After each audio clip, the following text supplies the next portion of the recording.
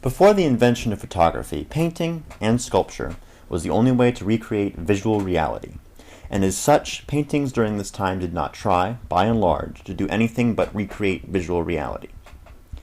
Because of this, I believe it is very easy to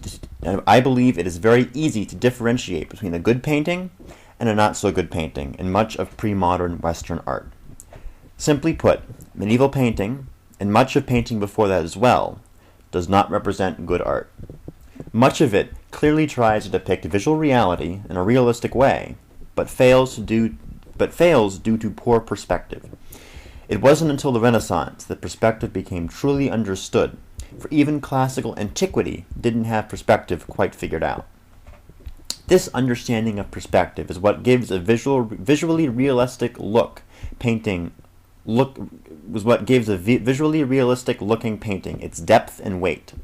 Since visual realism is clearly what art from this time was trying to achieve, correct perspective is tantamount to creating a successful painting.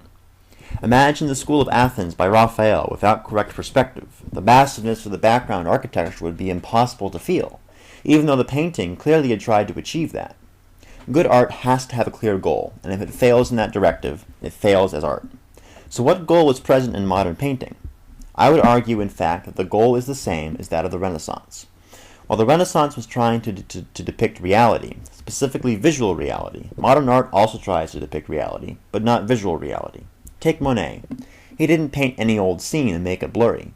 He purposely picked subjects that were easily reducible to a few colors and textures, allowing him to distort the image without compromising the subject matter being painted. He did this because he wanted to achieve the reality of an impression or a memory. That is something we can all relate to, just as we can all relate to visual reality. But how far can we take the depiction of reality before it ceases to be artistically significant?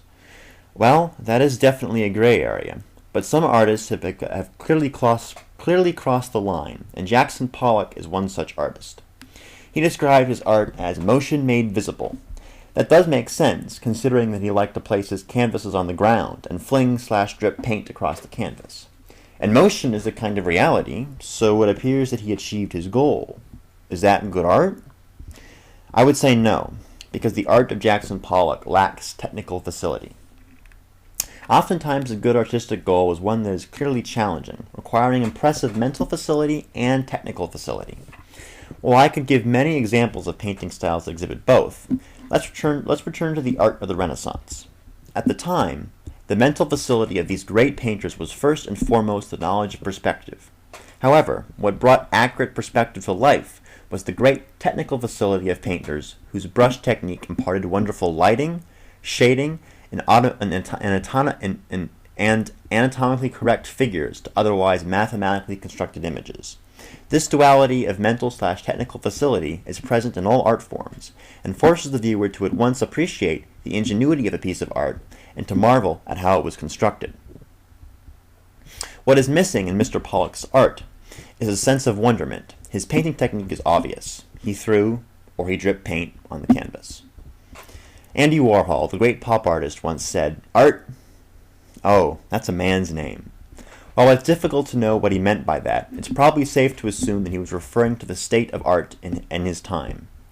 As in music and other forms of art, modern painting is not dead in the water, but it needs a return to the principles of the past to be able to look to the future.